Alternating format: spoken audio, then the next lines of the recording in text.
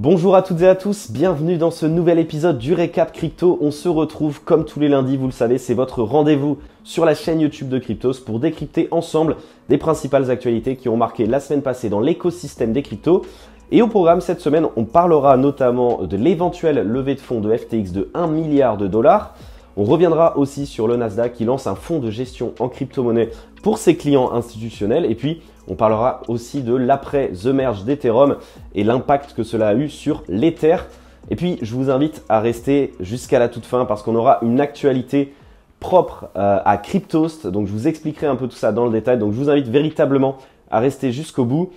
Bref, on ne perd pas plus de temps. On rentre sans plus tarder dans le vif du sujet. C'est parti. Et on commence ce tour des actualités de la semaine avec une information exclusive révélée par nos confrères de CNBC. On en parlait juste avant, elle concerne FTX, l'une des plus grosses plateformes d'échange de crypto-monnaies au monde et principale concurrente de Binance. Et selon des sources proches du dossier, il semblerait que Sam Bankman-Fried, qui est donc le PDG de FTX, soit en pourparlers avec des investisseurs au sujet d'une éventuelle levée de fonds de 1 milliard de dollars. Alors sachez toutefois que malheureusement nous n'avons pas beaucoup plus d'informations sur cette levée de fonds et pour cause les négociations étant toujours en cours, les conditions de ce tour de table sont susceptibles d'évoluer avec le temps. Mais toutefois si cette information et donc cette levée de fonds se vérifiait, elle s'ajouterait aux 400 millions de dollars qui ont été précédemment levés par FTX en janvier 2022 et ça permettrait aussi de maintenir la valorisation actuelle de FTX à 32 milliards de dollars. Ce qui est aussi assez intéressant avec cette information, c'est que les sources proches du dossier ont également révélé que Sam Bankman-Fried avait l'ambition d'utiliser ces fonds pour poursuivre ses acquisitions d'entreprises.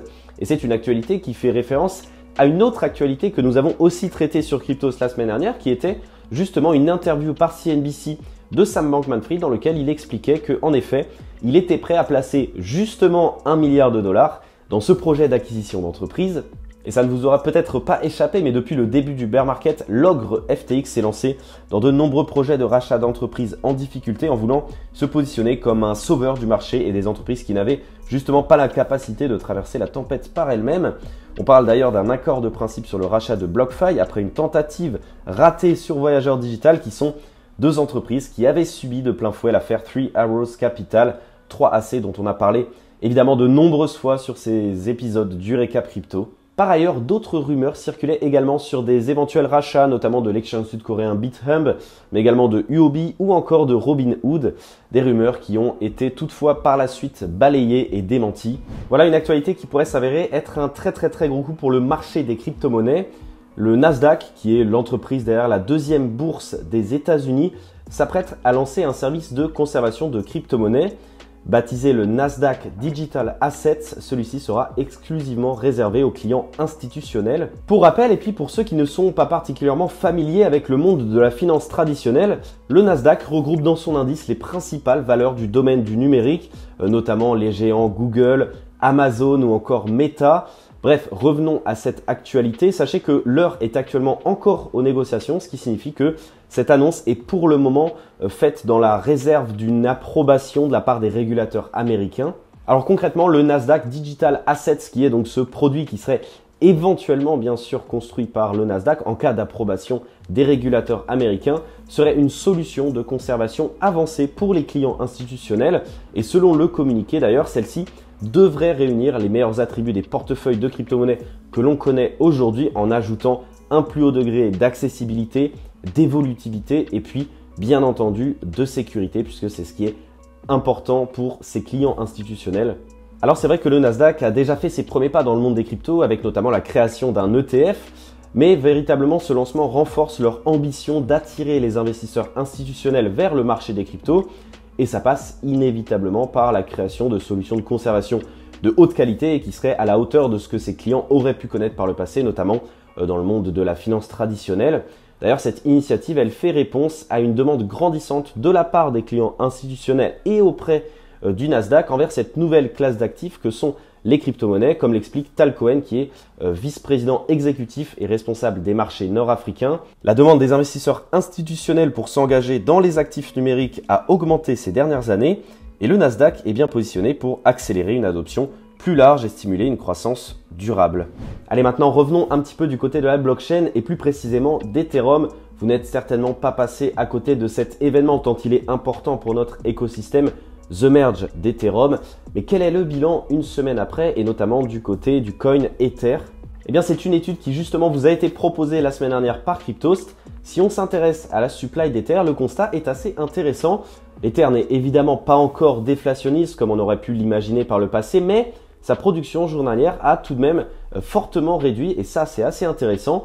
Une semaine pile après le passage au Proof of Stake, un peu plus de 6200 nouveaux Ethers ont été créés sur la blockchain.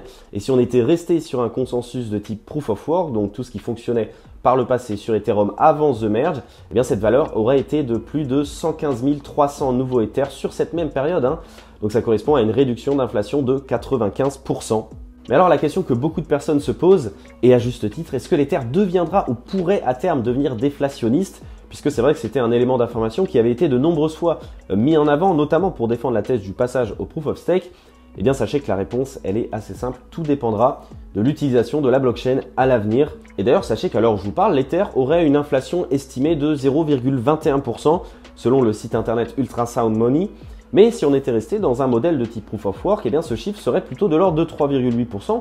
Donc jusqu'ici, c'est quand même relativement correct. Mais cette donnée, finalement, elle n'a pas vraiment de valeur puisqu'elle est calculée dans un contexte d'utilisation assez ralenti d'Ethereum, puisque c'est ce qu'on voit actuellement dans ce contexte de bear market. Mais imaginons un retour du bull market avec une sursollicitation de la blockchain Ethereum, comme on a pu le connaître d'ailleurs par le passé lors du précédent bull run. Eh bien, il est certain que l'actif enchaînera des périodes de déflation, ce qui n'est bien sûr pas encore le cas pour le moment. Restons dans les actualités propres à la blockchain et notamment à la DeFi. Connaissez-vous le market maker Wintermute? Eh bien, ce dernier a malheureusement subi un hack d'une grande ampleur cette semaine à hauteur de 160 millions de dollars, ce qui en fait désormais le 7e hack le plus important de l'histoire de la DeFi. Alors concrètement, pour mettre un tout petit peu de contexte, Wintermute, c'est un market maker qui est spécialiste dans les activités de trading algorithmique. Et pour le moment, rien n'a été véritablement confirmé sur les origines de cette attaque, mais il semblerait que cela découle de l'exploitation d'une faille qui concernerait un outil de génération d'adresses appelé Profanity.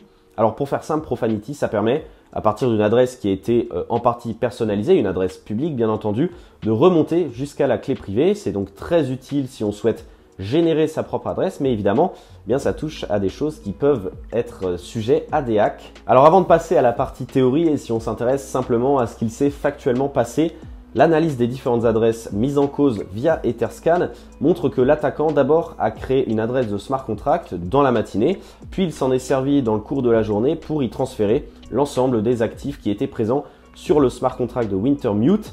Les fonds donc après ont été évidemment retirés vers une autre adresse et sont déjà en train d'être exploités. Alors maintenant, si on envisage que le protocole dont je vous parlais à l'instant, Profanity, soit la raison justement de ce hack, on peut très bien imaginer que l'attaquant ait pu retrouver la clé privée du smart contract du market maker grâce à sa clé publique et grâce à l'outil Profanity. Pour l'heure, en tout cas, Wintermute a demandé au hacker d'enfiler sa casquette de white hat et de restituer les fonds avec évidemment, sans doute, une forte prime pour le récompenser. À voir si c'est l'option que choisira ce mystérieux individu. Toujours est-il que pour le moment, il a commencé déjà à faire fructifier ses fonds via le protocole Curve. Et évidemment, toute la semaine a été ponctuée de nombreuses autres actualités que nous avons d'ailleurs relatées sur le site internet de Cryptost et sur tous les réseaux sociaux quotidiennement. Je vous invite d'ailleurs à tous les rejoindre. Bref, on termine avec la rubrique pêle-mêle d'actualités. Et un peu de chauvinisme, de belles actualités françaises cette semaine. La Société Générale va désormais proposer une option de conservation de crypto-monnaies à ses clients institutionnels, un petit peu à l'image de ce que proposait le Nasdaq. Après cette annonce justement dont je vous ai parlé un petit peu plus tôt, voici une autre preuve indéniable que les clients institutionnels s'intéressent véritablement au marché des crypto-monnaies et à cette nouvelle classe d'actifs. On reste en France et cette fois-ci parlons de la célèbre agence France-Presse, plus connue sous le nom de AFP. Eh bien, pour la première fois de son histoire, l'AFP se lance dans le monde des tokens non fongibles. 3 NFT différents, chacun avec leur propre histoire, seront mis aux enchères le 5 novembre prochain. On retrouvera notamment la première dépêche de l'AFP qui date du 20 août 1944. On aura une photographie de Serge Gainsbourg qui brûle ce fameux billet de 500 francs. Et puis on aura aussi une photo de Bernie Sanders sur une chaise emmitouflée dans son manteau lors de l'élection de Joe Biden. Et pour conclure, on a énormément parlé d'Ethereum et de The Merge évidemment, mais ce n'est pas la seule blockchain qui a opéré une mise à jour importante pour son réseau. Baptisé Vasil, le hard fork de la blockchain Cardano a finalement été opéré avec succès le jeudi 22 septembre. Toutefois, il faudra attendre le 27 septembre prochain pour enfin pouvoir profiter de ces nouvelles commodités, notamment le fait que Cardano deviendrait de plus en plus évolutive, moins coûteuse et beaucoup plus efficace. Et on termine cet épisode avec une actualité qui a toute sa place dans un récap crypto. C'est une grande première pour un média francophone 5 ans après sa création. Cryptost s'associe avec Bloomberg pour proposer ses actualités directement à leurs clients institutionnels. Alors pour ceux qui ne sont pas forcément familiers avec ce monde, Bloomberg, c'est un groupe financier américain qui est très connu, qui est spécialisé dans les services aux professionnels des marchés financiers et dans l'information économique. Leurs terminaux équipent la majorité des professionnels du monde financier et leur apportent des informations et des données directement d'ailleurs aux décideurs économiques. Voilà, Cryptost devient donc le premier média crypto français à être référencé sur les 325 000 terminaux Bloomberg qui sont présents dans les plus grandes entreprises du monde. Voilà, c'en est tout pour cet épisode du Récap Crypto. On termine sur cette belle actualité pour Cryptost. J'espère que cet épisode vous aura plu. N'hésitez pas à nous le dire dans les commentaires. N'hésitez pas aussi à laisser un pouce bleu et à vous abonner à la chaîne YouTube de Cryptost pour pouvoir nous aider à produire toujours plus de contenu de qualité. Bref, je vous souhaite de passer une excellente semaine et je vous dis bien entendu à lundi prochain pour un nouvel épisode du Récap Crypto.